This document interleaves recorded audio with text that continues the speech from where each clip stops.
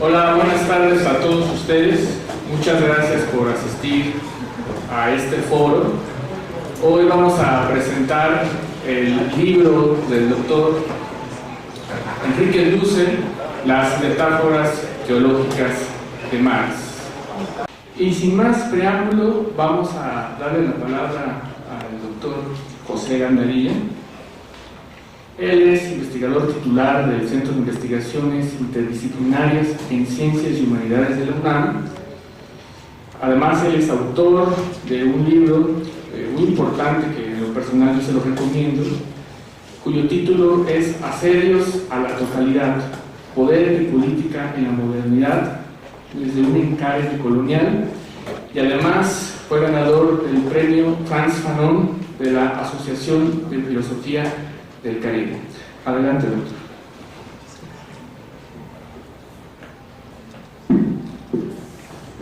Bueno, muchas gracias por la invitación a los organizadores de este foro. Entiendo que se entra dentro de una serie de actividades del Centro Cultural Casalán. De inmediato que recibí la invitación, no obstante que el día de mañana tengo que presentar otro libro, acepté la participación, porque considero que la obra de Enrique Dussel, y en especial su incursión dentro de su tetralogía de trabajos sobre Marx, merece un comentario, merece una interlocución que en otros espacios se ha estado desarrollando, pero creo el medio marxista mexicano todavía está deudor de esta incorporación de esta problemática y de esta interlocución. Pues por esa razón acepté, aunque tuve que meter, digamos, una lectura, aunque ya conocía la obra, de nueva cuenta para poder acompañarles. Agradezco entonces tanto la invitación de parte de los organizadores como de quienes nos acompañan y de los panelistas también. Voy a plantear un comentario, supongo, no sé cuánto tiempo dispongamos, 20 minutos o algo así, pues es apenas para la presentación, pero bueno. Voy a hacer un comentario en tres líneas, intentando recuperar algunos de los elementos que están presentes en el trabajo de las metáforas teológicas de Marx, de Enrique Dussel. Estos comentarios los voy a referir entonces en tres niveles. Un primer nivel lo plantearía en términos de un cierto enfoque analítico que permite colocar este libro dentro de la reflexión, en cierto modo problemática al interior del marxismo, con relación al problema de la cuestión de las creencias de orden religioso, y en ese sentido de un enfoque mucho más amplio. Este problema se ha abierto, digamos, a una reflexión mucho más amplia, en la medida en que la vieja imputación que podría plantearse al interior del marxismo, en el sentido de una cierta trayectoria de análisis que ubica, en el caso de Marx, una cierta connotación de un pensamiento que se plantearía desde un cierto libre pensamiento, tendería a ubicarlo dentro de digamos, un enfoque que lo plantearía ciertamente desde una posición más bien atea y de crítica al aspecto religioso, a todo aquello que plantee el asunto de las creencias religiosas como una estructura que más bien está colocada del lado de las ideologías o de la falsa conciencia. Y en tal sentido una cierta tradición terminó por plantear, el caso de Marx, relacionarlo con una posición más bien de carácter ateo. El libro se encarga más bien de demostrar que tanto en la propia trayectoria de Marx difícilmente podría ser él ubicable dentro de esa posición. El ejemplo que da Dussel en ese caso es incluso las discusiones al interior mismo de la Internacional y la posición crítica de Marx respecto a Bakunin, en el sentido de que el ateísmo no constituiría en ese sentido un alejamiento, un distanciamiento de la tradición religiosa, sino que plantearía una posición dentro de una cierta concepción del mundo religioso. En ese sentido, el libro se coloca en un justo medio, podríamos decirlo así, entre esta posición de plantearse la posición de Marx respecto a ese ateísmo, o la otra solución que fue colocarlo en el otro extremo. La tradición en ese sentido es justamente la posición que defendería un investigador, un autor como José Porfirio Miranda, quien en su obra, tanto en su trabajo de Marx en México, como sobre todo Marx y la Biblia, o el cristianismo de Marx, tendería a colocarse en la posición en el otro extremo de la posición, que sería la defensa de Marx como un creyente. Es decir, la posición de salvar esta imputación de ateísmo se pretendería resolver en el sentido de hacer de Marx propiamente un creyente. Dussel metodológicamente se coloca en una posición de defender un punto de vista que se distancia de ambos planteamientos. Es decir, definitivamente la posición de Marx no es la posición de un ateo, ni tampoco esa posición se salva haciendo de Marx un creyente. Por el contrario, lo que se trata de defender con esta posición metodológica es recuperar el discurso de Marx que está planteando en el doble sentido de una crítica, digamos, de la economía con posibilidades de ser ampliada como una posición de una cierta teología simbólicamente expresada, es decir, a través de una serie de figuras simbólicas, y por el otro, porque ese discurso, en ese sentido, podría establecerse como una interlocución para el mundo de los creyentes o de los no creyentes, en la medida en que el mundo social estaría, digámoslo así, puede ser recuperable con base en las analogías y en las simbologías que estas figuras de carácter religioso o con relación al problema de la definición de la divinidad, de la bondad y de la maldad, son justamente procedimientos con los cuales puede leerse el mundo social, y en ese sentido el discurso de Marx se abre a una perspectiva de ser crítico del mundo social, pero desde una lectura a partir de metáforas y alegorías que permitirían de esa manera también que esa criticidad tenga efectos sobre el mundo de los creyentes o de los no creyentes. Ese sería un primer comentario. Me parece que tendría que plantearse como el situar el libro en qué terreno se ubica. En segundo lugar, quisiera señalar que la lectura que Dussel nos ha propuesto sobre Marx evidentemente no solo lo constituye como uno de las lecturas latinoamericanas más importantes en los últimos decenios, si la contemplamos en el sentido de una lectura que desde su propia inscripción dentro del medio marxista mexicano es demandada como una lectura aclaratoria de su propia posición y de su propia filosofía. Dussel entonces encara desde fines de los 70s y de los 80s, lo dice claramente, lo ha dicho siempre tanto en sus reflexiones, en los prólogos y los prefacios, que son también muy importantes, como lo son los prólogos y los prefacios del propio Marx en El Capital, aclaratorios en un sentido metodológico. Entonces, dentro de los 4 libros que él ha dedicado al pensamiento de Marx, me atrevo a decir que este texto de las metáforas teológicas de Marx, que se publicó en su primera edición en los inicios de los años 90, él mismo dice, está terminando, lo está escribiendo bajo el impacto, digamos, de la caída del muro de Berlín. Su primera edición es en la editorial Verbo Divino.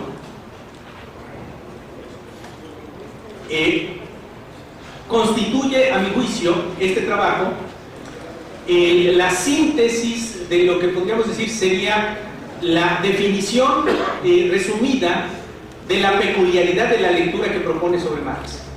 En ese sentido no es un agregado a las otras lecturas, que son lecturas, podríamos decirlo así, genealógicas con relación a lo que él sugiere como las 4 lecturas del Capital. Es decir, una exposición detallada, capítulo por capítulo, línea por línea, como él dice, como debe ser leído un clásico, sino que este trabajo constituye en ese sentido una aportación definitiva a acercarnos a lo que sería la peculiaridad de su lectura respecto a Marx. ¿Por qué digo esto? Cada uno de las tres obras anteriores tiene un significado peculiar con relación a la lectura que él está planteando. La producción teórica de Marx, definitivamente la gran aportación que hace, en cierto modo, es la identificación del pasaje fundamental del descubrimiento por Marx de la categoría del plusvalor y del pasaje más definitivo, podríamos decirlo así, el que define la piedra de toque de su lectura respecto a Marx, ubicable en los Grundrisse, en la página 132, si no mal recuerdo, del tomo primero en la edición del siglo XXI, en donde se define el lugar del problema de la contradicción entre trabajo vivo y trabajo objetivado, en donde se define también el problema de que el trabajo vivo, en la lógica de subsunción con respecto al capital, la corporalidad sufriente del individuo que se entrega a la máquina capitalista en el marco de la propia explotación del obrero, en el momento de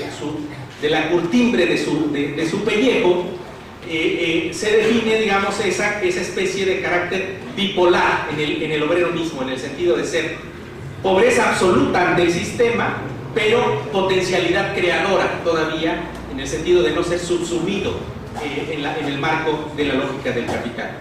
Ese momento es el de definición clara en la producción teórica de Marx, es la identificación del pasaje más fundamental. Ahí está una distancia con respecto a otras lecturas que pueden ubicar la contradicción en otro sitio, ¿no? El caso es las otras dos obras, Hacia un Marx desconocido y el último Marx y la liberación latinoamericana, definen con claridad el aspecto de la exterioridad respecto a la lógica tanto del capital y a la exterioridad respecto a la totalidad. En ese sentido, las metáforas teológicas de Marx definen claramente, como él lo dice, a Russell le gusta mucho en sus libros plantear esquemas muy didácticos. El esquema fundamental de este libro es el esquema 4.1, en donde se definiría la distancia entre lo que él plantearía como la crítica a una religión fetichizada, o una religión fetichista, y una religión mundana, y lo que podría ser la constitución a través de la lectura de Marx, de una lectura sistemática de Marx, y además una lectura que no solo se plantea en el marco del Capital, como sería en los otros tres tomos, sino de la trayectoria entera de Marx, si entendemos por trayectoria entera de Marx, ni siquiera el pasaje de la economía a la política del 43 al 44, sino desde el propio enunciamiento del trabajo que Marx presenta ante el Gymnasium, es decir, la escuela secundaria en el sistema educativo alemán, a los 17 años, en 1835, en el texto que abre, digamos, la antología en español que hizo Hugo Assmann de los trabajos de Marx y Engels, ¿no? El problema de los creyentes según San Juan, ¿no? Es decir, las metáforas teológicas no se ocupan solo del capital, que ya sería un trabajo en sus pormenores muy ambicioso, sino que se permite revisar dentro de toda la obra de Marx desde 1835 hasta sus últimas observaciones, no solo de fines de 1870, en la frontera de 1870 termina esa década, y lo poco que queda de la vida de Marx se muere en 1883.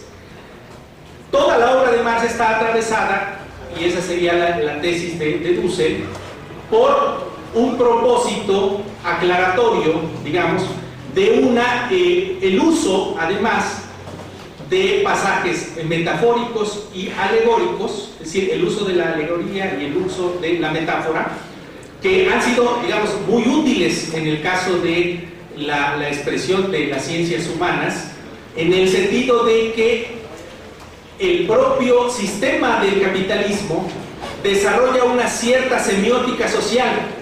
Si nosotros pensamos, por ejemplo, en los trabajos de Bakhtin a propósito del lenguaje y a propósito de cómo a través de el espacio del lenguaje puede metafóricamente darse vuelta a la semiótica misma del capital, en este caso, en el propósito de análisis que plantea Dussel en la obra, es el uso de alegorías y de metáforas que se plantean más bien dentro de una tradición, la tradición semita, la tradición de pensamiento, digamos, que define el lugar del ser humano dentro de su contradictoria presencia en la ciudad terrestre, siempre con el propósito de construir la posibilidad de una especie de tierra prometida o de ciudad celeste en el marco del mundo donde nos desarrollamos. Es decir, esta tensión de intentar, en cierto modo, permanentemente estamos viviendo el siglo XVI como el siglo de la colonización, el siglo del embate, digamos, del demonio en la tierra, en el sentido de colonización, de explotación, como diría Césaire, las dos grandes figuras, ¿no?, de la colonización y de la explotación del proletariado, como las dos grandes emisoras de la posibilidad del espacio crítico ante el mundo en el que vivimos. En ese sentido, la recuperación dentro de esta tradición de pensamiento tenía un cierto origen como subjetividad que está hablando, digamos, en el mundo de ese espacio del siglo XIX. Se forma dentro de una tradición que es una tradición tanto rabínica por el lado de sus abuelos y luterana en cierto modo, se encarga de desarrollar esa crítica, un cierto luteranismo que va a subvertir en cierto modo Marx y que lo alejaría tanto de estas teologías, digamos, fetichizadas en el marco de la economía política. Él lo expresa muy claramente Dussel. Todo el discurso de la filosofía moral escocesa que dará lugar después a la economía política, y esta especie de pensamiento también de la política, digamos, constitutivamente liberal y pietista, que construye, digámoslo así, una teología clara del espacio que le corresponde al ser humano dentro de el carácter constitutivo de las contradicciones del mundo social. Esta teología, en cierto modo, se expresa a través también de figuras, aunque nosotros naturalicemos esas figuras. Es decir, la mano invisible del mercado, el espacio de naturalización de las relaciones sociales, de deshistorización de las relaciones sociales, construyen un espacio, digamos, de simbolización que permitiría plantear una especie de naturalización de las relaciones sociales. Marx intenta romper esa naturalización de las relaciones sociales. Y Dussel se va a encargar entonces de plantear que ahí al individuo le corresponden no más que 4 posibilidades. Él arranca toda la obra tratando de devanar esas 4 posibilidades, ¿no? El ser humano vive en medio de una contradicción, porque si es creyente, bajo una lógica de lo que significaría su lugar dentro de un espacio de divinidad, una concepción de la divinidad, dice Dussel, no le queda más que o es consecuente con esas creencias y entonces tendría que romper con el mundo de relaciones sociales en las que está, o bien si se plantea naturalizar el espacio que le toca dentro de ese mundo de relaciones sociales, tendría que subvertir su espacio de creencias. El proceder crítico que Dussel identifica en el caso de Marx es no solo ubicarse como entonces este crítico de las cuestiones religiosas, en el sentido de que la religión sería el opio del pueblo, sino que la construcción discursiva de Marx está completamente atravesada durante toda su vida de figuras simbólicas en las cuales la crítica al mundo social, al fetichismo y a la inversión social en el sentido de la relación de las personas con las cosas, le permitirían a él construir también una teología metafórica. Esto es muy importante porque este es como el libro, digamos, metodológicamente deduce más acabado sobre el problema del fetichismo. El tema fundamental de la crítica de Marx, si entendemos como este problema el aspecto del fetichismo de las relaciones sociales, y no es por otra razón que Marx cierre tanto temáticamente como históricamente en el sentido de la genealogía de la producción de la obra, con el añadido de el apartado sobre el fetichismo de la mercancía y su secreto, es porque ahí está constitutivamente expresado la posibilidad del espacio de la criticidad. Si entendemos por fetichismo, digámoslo así, la posibilidad, el conjunto relacional que se abre entre los seres humanos como personas y el mundo de las cosas como entes que habitan este mundo, el fetichismo en qué consiste, y Dussel ahí me parece que hace un aporte metodológico muy interesante, digamos, en debate con todos los autores que pueden acompañarlo en esa incursión metodológica, es la pérdida o la ruptura, digámoslo así, de esa condición relacional. Y entonces la absolutización de uno de esos términos.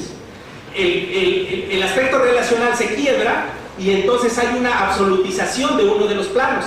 El plano cósico respecto al plano, digámoslo así, de la corporalidad sufriente de las personas. Y esa condición de ruptura del plano relacional y de absolutización de uno de los términos hace que en el mundo social, como dice Marx, se desarrolle un proceso de inversión también y de visibilización y de invisibilización. Es decir, se invisibiliza lo que es la lógica social real, reflexiva de las relaciones sociales, es decir, que en todo el mundo de las cosas están reflexivamente participando seres humanos. Eso se invisibiliza y se visibiliza el hecho de que parece que son las cosas las que se relacionan. En ese sentido, la invisibilización y la visibilización corren en simultáneo en el sentido de plantearnos que el mundo en el que vivimos es el predominio del mundo de la cosificación. Los seres humanos son reducidos a cosas y las cosas adquieren todo el poder que se le está quitando a los seres humanos como personas. Y eso lo planteo con un solo ejemplo. Cuando en inicios del siglo XX, y esto lo ha trabajado muy bien Howard Zinn en su Historia Popular de los Estados Unidos, cuando a inicios del siglo XX hay una enmienda de la Constitución de los Estados Unidos que le da carácter de persona a las corporaciones. Las corporaciones, que posteriormente serán los grandes monstruos multinacionales, los grandes complejos corporativos, adquieren esa condición de personificación y de personalidad jurídica. La persona, por el contrario, va perdiendo cada vez más su carácter de reconocimiento dentro de la propia estructura jurídica. Entonces, el mundo social impone una lógica de reconocimiento de esa personificación nueva que es la gran corporación, el mundo cósico del mercado, del Estado y la totalización totalitaria tanto del mercado como de la gran corporación, y el derecho está cada vez reconociendo menos posibilidades de decisión a la persona humana sufriente, a la corporalidad humana del ser humano. Ese es el mundo en el que vivimos, y entonces Dussel se encarga de plantear que justamente la teología metafórica de Marx consistiría en que los seres humanos están tributando sacrificialmente ante las deidades, digamos, de Baal o de Mamón, que serían esos núcleos, digamos, en los que se definiría el carácter demoníaco de este sistema, en el cual prácticamente sobrevive como mecanismo y como personificación constitutiva de estas nuevas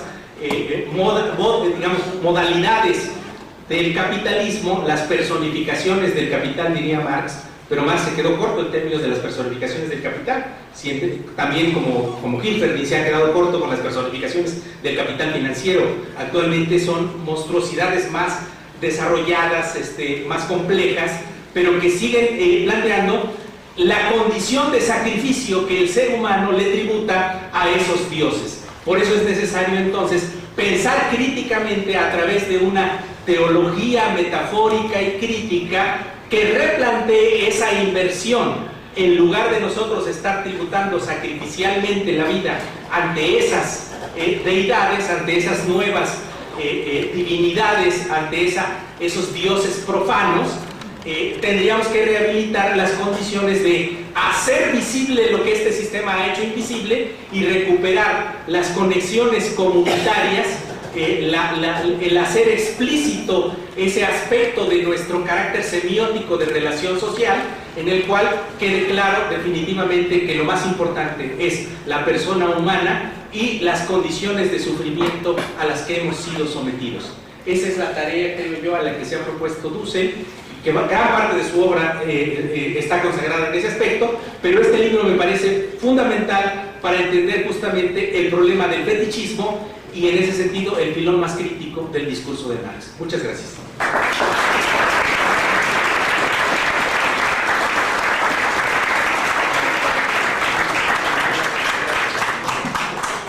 Muchas gracias al doctor José Gandarilla. Y ahora vamos a ceder la palabra al doctor Juan José Bautista. Él es doctor en filosofía, es hermano boliviano, ha venido trabajando los últimos años con el doctor Enrique Dussel. En 2015 fue ganador del premio Libertador del Pensamiento Crítico y actualmente es coordinador del seminario en la UACM, las 4 redacciones del Capital. Adelante, doctor.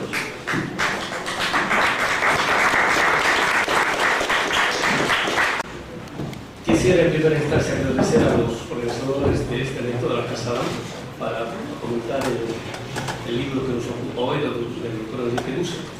Nos han pedido que tengamos la disponibilidad de 20 minutos y este servidor tiene algunas hipótesis que exponer, empezar, entonces requerirá mucho más tiempo, entonces voy a ser lo más sintético posible y un poquito voy a acelerar la velocidad de la voz para que me alcance el tiempo, porque raras veces tenemos la posibilidad de dialogar con el maestro. Bueno, este servidor tuvo el privilegio de trabajar la última sesión de los seminarios sobre las 4 redacciones del Capital desde el 88 hasta el 90. De hecho, cuando yo llegué acá, a los 2 meses, Dussel estaba presentando el segundo volumen de sus 3 libros, que eran comentarios de las 4 redacciones del Capital. Entonces, para el tercer volumen, el Marx definitivo y la liberación latinoamericana, yo ya era secretario asistente del doctor y yo tenía el privilegio de leer los manuscritos y de hacer una que otra edición, una que otra corrección antes de que lo llevara a la librería, y tuve ese privilegio de hacer con el tercer libro. Yo debo decir honestamente que desde que llegué acá, en el 88, hasta que apareció el libro, nunca Dussel dijo nada de teología. O sea, yo estaba en todos los cursos, estaba leyendo todo, nunca dijo nada. De pronto, como el 92 más o menos, el doctor se aparece con el manuscrito ya listo para hacer, para enviarlo a la imprenta, y de pronto me llevo la sorpresa de que en Marx había habido teología, y durante todos los seminarios nunca leímos nada al respecto, ni Dussel mencionaba. Yo decía, se trajo algo debajo de las mangas, porque para este servidor fue una total sorpresa. Y dije, ¿cómo doctor? ¿Sin teología en Marx? Y este servidor provenía de una formación atea, militante, secular, hueso colorado, etcétera, etcétera. Y me parecía algo así como una resbalada, un pecadillo que estaba cometiendo Dussel contra Marx, por decirlo. Entonces yo inmediatamente dije, no, doctor, pero ¿cómo? Metámonos teológicas, pero ¿qué pasó? Y bueno, el doctor me obsequió el libro y empecé a leer, y no, inmediatamente yo así un poco, digamos, como testimonio de un alumno que procede de una formación bien secular que tuvimos en Bolivia de la década del 70. Entonces, después me tocó exponer varias veces el Marx de Dussel. en varios seminarios durante la década del 90. Pero este servidor se daba cuenta que sus exposiciones, cuando yo exponía al Marx de Russell, yo ya conocía el Marx de los marxistas desde Lucas en adelante. En Bolivia, digamos, habíamos tenido ese tipo de formación. Entonces, lo de Russell era numeroso. Pero este servidor se daba cuenta que yo, a lo máximo a lo cual yo llegaba, era a una descripción de lo que Russell estaba diciendo en sus libros. Pero digamos, no había lo que él siempre decía, tiene que haber un diálogo afectivo, tiene que ser a partir de un problema. Entonces, como el 94 más o menos, yo le pregunto, doctor, ¿y cómo usted ha leído a Marx? Así, ¿cómo se puede leer a Marx como usted ha leído? Porque no le entiendo. Y había estado yo en el seminario. Entonces me dice, Russell me dice, léete a los profetas. ¡Guau! La Biblia. Yo en mi vida, como mucha otra gente tenía la Biblia ahí, ¿no? Como un adorno, digamos. Y me puse a leer así disciplinadamente a los profetas, pues, desde los mayores hasta los menores. Me puse a leer. Y después de eso agarré el Capital y con sorpresa tenía razón, ¿no? Porque el tipo de crítica que Marx había desarrollado tenía como antecedente en el tipo de crítica profética que los profetas le hacían a los gobiernos de dominio, a las oligarquías locales, inclusive al pueblo cuando se enajena, etcétera, etcétera. Decían, está interesante. Dije, no, está muy bien. Pero después de eso, ustedes saben, pasó el fenómeno de la devaluación, donde se empezó a ver las primeras consecuencias de la aplicación del modelo neoliberal. Aquí fue fuerte en diciembre del 94. Entonces, era una época en la cual muchos marxistas, a mí me tocó verlo, se estaban pasando del otro lado, o sea, a la derecha, pues, ¿no? Y Marx estaba completamente abandonado, etcétera, etcétera. Entonces, la devaluación, o digamos las consecuencias negativas que como horizonte desde allá produce, en este caso el modelo neoliberal, nos afectaron. Fue durísimo, pero a este servidor también le afectó, y lo que uno intenta siempre hacer es tratar de entender qué es aquello que está pasando con la realidad. Y ahí es gracias al doctor Russell que me dice, léete este libro, El grito del sujeto, de un tal Francis Inquilame. Entonces, ya lo conocíamos a Francis Inquilame, pero el prejuicio ¿no? de que el marxista crítico, científico, tiene que ser ateo. Yo había leído ya las armas ideológicas de la muerte, pero que, y luego sí, todo abandonado. Entonces empiezo a leer ese libro y de pronto me empiezo a dar cuenta de la pertinencia de la comprensión de un fenómeno como el modelo neoliberal desde categorías críticas cuyo trasfondo en última instancia son teológicos. Michael Cantesus, el presidente del Fondo Monetario Internacional en Europa durante toda la década del 90, utilizaba el Evangelio para predicar el modelo neoliberal a los empresarios, en primera instancia franceses y después los europeos, que no querían entrarle al modelo neoliberal. Con Biblia, hermano, los convenció, ¿no? Les dio la vuelta. Y él es de los primeros en decir así, literal, el mercado funciona cuando creemos que el mercado funciona. Si no creemos en el mercado, entonces el mercado no funciona. Para que funcione hay que creer. Y para decir eso utilizaba la Biblia, ¿no? Entonces decía, ¿cómo se mostraba eso? Todos esos tipos de trasfondos eran Francis Inquilame. Y con el doctor Russell tuvimos la oportunidad de, a partir de su humanismo semita y del trabajo que él había hecho sistemáticamente sobre la obra de Levinas, cómo no tener una comprensión burguesa, o sea, moderna, del Evangelio, ¿no? Entonces, una lectura semita que literalmente invierte a la teología de la dominación por la cual ha sido producido este sistema mundo moderno. Entonces, con todos esos inputs, empezamos poco a poco un tipo de relectura, no solamente de las fuentes del pensamiento moderno, sino también de Marx. Entonces, siempre digo, para nosotros, esta unión entre el Marx de Dussel y el Marx de Inquilame es fundamental, no solamente para echar a andar de nuevo al marxismo como pensamiento crítico durante este siglo, sino también para hacerle ahora sí la crítica mortal, no solamente al capitalismo y a la modernidad, porque ustedes saben, la década del 70, la década del 60, la década del 60, 70, 80, ¿Cuánto no hemos hecho la crítica al capitalismo? Y este sigue intacto, vivito y coleando. Sigue. Le seguimos haciendo la crítica, pero sigue. Entonces el problema es, ¿por qué sigue? Ese es el problema. Entonces, la obra de Dussel, bueno, que siempre decimos, no se quedó ahí, sino que estamos dialogando con el maestro, y mi último librito, que se llama Dialéctica del fetichismo de la modernidad. Esas hipótesis que empieza el doctor Dussel a mostrarlas desde el segundo tomito, en el cual por primera vez, el tomito que Dussel escribe es el más desconocido, ahí Dussel descubre por primera vez dónde Marx empezó a hablar del fetichismo de la mercancía, ¿no?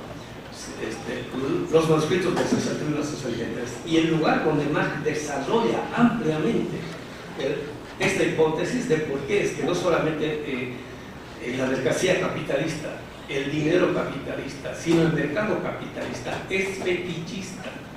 Marx distingue muy bien en los Grundrisse. No es lo mismo la mercancía no capitalista que la mercancía capitalista. Distingue muy bien lo que es el mercado capitalista de lo que es el mercado no capitalista. No toda relación mercantil es capitalista. En el progresivo del siglo XX nunca nos hablaban ese tipo de términos. Bueno, tal es así de que se siguió desarrollando el fetichismo. No se quedó en el capital, ni siquiera en el dinero.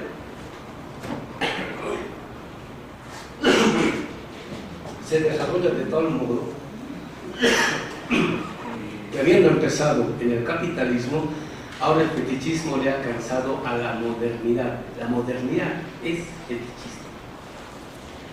Dussel siempre dice, el fenómeno del fetichismo consiste en no hacer ver el misterio de la explotación. ¿No? Es como un velo que nos pone. No vemos. Mi problema es, ¿por qué no vemos? ¿No? ¿Y por qué estamos dispuestos a no verlo? ¿No? Y eso es aquello que está contenido en la modernidad, pero que empieza más lo descubre. Y desarrollando esto, ahora llegamos a la modernidad. Si no criticamos a la modernidad, el capitalismo va a seguir intacto, aunque le pongamos otro tipo de nombre. Entonces, estas hipótesis, ¿no? Ustedes saben, en Bolivia ha habido una revolución democrático-cultural en Venezuela, pero estamos trabajando, ¿no? Y hay muchos problemas. Y siempre nuestra pregunta es, bueno, ¿y por qué? ¿Por qué siguen apareciendo estos otros problemas? Son problemas nuevos. Entonces, el intento de querer ir más allá de ello para poder entender no solamente los problemas, sino para ir más allá de ellos, es aquello que nos está haciendo revisar a los grandes clásicos, ¿no? Del pensamiento crítico, como en este caso Ernst Bloch y también Walter Benjamin. ¿Ustedes se acuerdan esta frase famosa, esta tesis escrita en un pequeño trabajito de Benjamin que dice que el capital es una religión? Es un fragmento, un poquito, ¿no? Entonces, cuando se publica por primera vez, los marxistas no saben qué hacer con eso. Y cuando sale las tesis de la historia, ¿no? De que en la primera tesis donde dice Walter Benjamin, el marxismo será imbatible cuando se alíe con la teología, ¿no? Entonces, cuando sale eso, no saben qué hacer, ¿no? Y lo dice Benjamin, ¿no? Y cuando uno va a la obra de Benjamin tampoco dice mucho al respecto, ¿no? Entonces uno se pone a pensar, bueno, este tipo es un geniecillo, sí, pero ¿de dónde saca las cosas? ¿De dónde? Y bueno, ahí un poco la obra de el magisterio, digamos, entre acaso de maestro Dussel, que nos enseñan a remontarnos a todo aquello que está presupuesto. La hipótesis de este servidor, es la primera vez que lo voy a decir en público, es que estas grandes tesis de Benjamin no provienen de él, sino de Ernst Bloch, en un librito que se llama Thomas Munzer. Thomas Munzer, teólogo de la Revolución, un librito escrito en 1919-20 y es publicado en 1921. Su primer libro que él publica se llama El espíritu de la utopía, y él desde el principio dice, ¿no? Todo este pensamiento es gracias a Marx. Entonces, él se apropia muy bien del marco categorial del pensamiento de Marx. Entonces, fíjense, los grandes teólogos, de Benjamin dicen de que un libro de cabecera que tenía Benjamin, que todas las noches leía, repetía todo eso, era el capítulo dedicado al fenómeno del fetichismo de la mercancía. Y Bloch no solamente lo leía, sino que él, como siempre dice, hay que trabajar, hay que pensar la realidad con el pensador, hay que trabajar a la realidad, las hipótesis con el pensador, no solamente leerlos y o repetirlos. Entonces, él se toma muy en serio eso.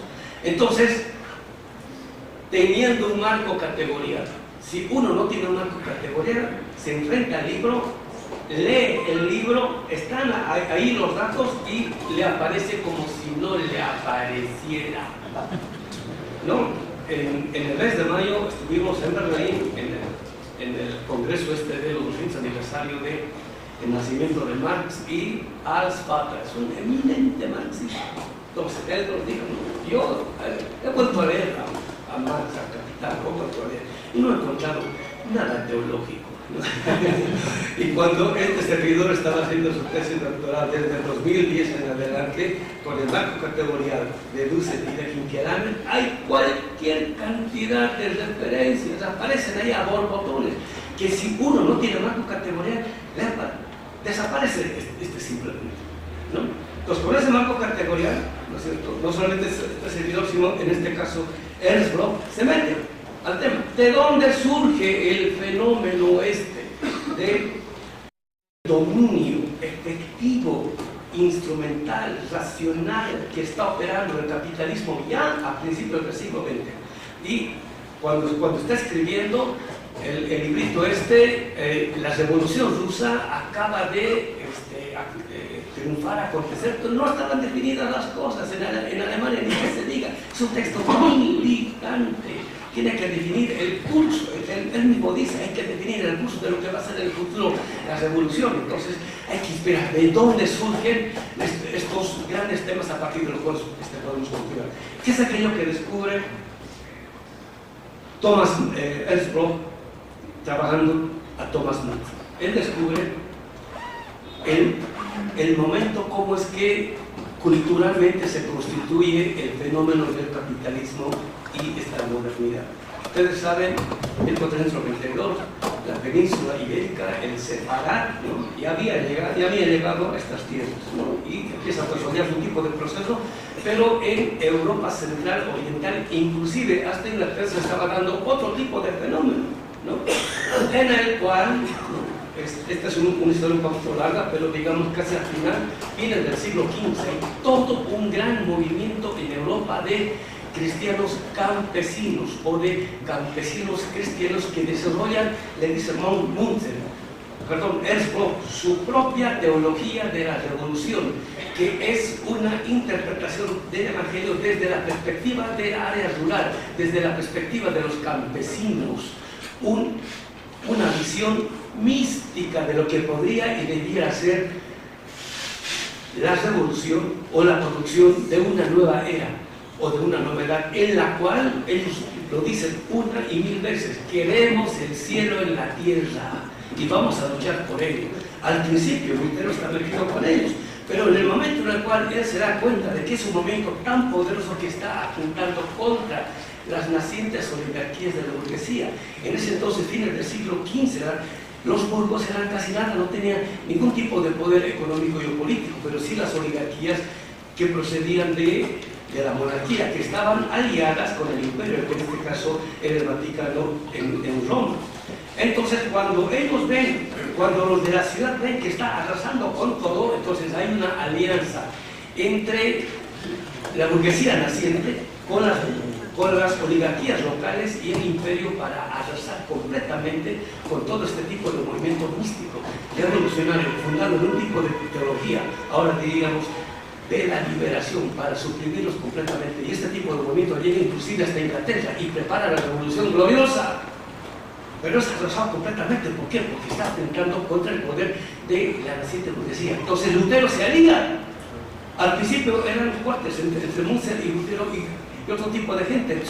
Lutero se alía con las nacientes burguesías y fundan otro tipo de lectura que afianza no solamente a la burguesía, sino por primera vez, eso lo dice Benjamin, a partir de George Simmel, por primera vez aparece la ciudad como un punto de vista a partir del cual se puede tener una visión de toda la realidad, que se desarrolla a costa de la negación del campo, de lo rural y del campesino. Y en este caso, de esta teología mística de la revolución producida por todo ese tipo de gente.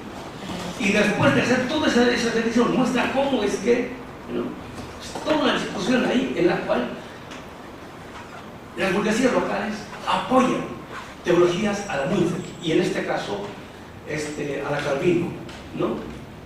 Yo supongo que tú se va a narrar desde Calvino en adelante cómo está detrás de el fundador de la economía política clásica, ¿no? Porque tienen que invertir en el evangelio, porque los anabaptistas están diciendo es imposible que un rico sea cristiano, no se deduce eso, ¿no? Entonces, o sea, la aplicación del evangelio es una negación del capitalismo, es decir, desde el principio es una negación del capitalismo. Entonces, todos hay que invertir. La primera gran inversión es teológica y Marx conoce muy bien todo eso, ¿no? Y con la teología ya invertida, ¿no?, producen toda una ética que va a justificar ahora sí el latrocinio, el robo sistemático de la naciente burguesía respecto a los campesinos. Y ahí empieza toda la modernidad. Toda la modernidad es un desprecio, es una negación sistemática del campo, del campesino, de lo rural, etc. El proceso de pauperización del campo y, en consecuencia, el enriquecimiento del ciudadano de la ciudad, del privilegio de la ciudad, la valorización de la ciudad, etcétera, etcétera. Después de hacer toda esa crítica, dice Ernst Bloch, a propósito de Müntefering, dice lo que hicieron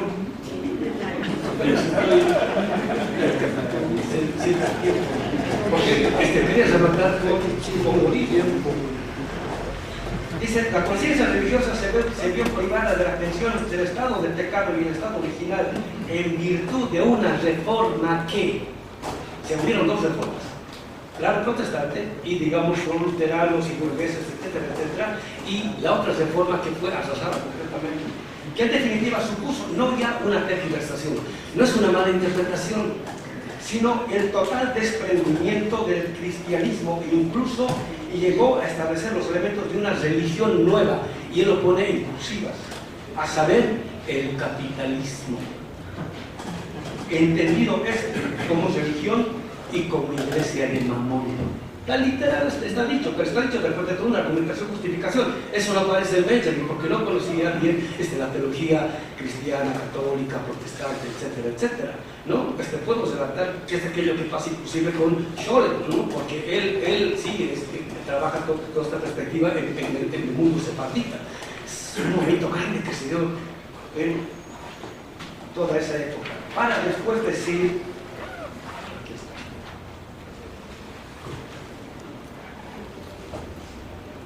Lutero privó a los campesinos de toda esta ilusión que consistía en que, ¿no?, los creyentes no solamente creían, estaban convencidos, y para eso dieron su vida, de que es posible el cielo en la tierra.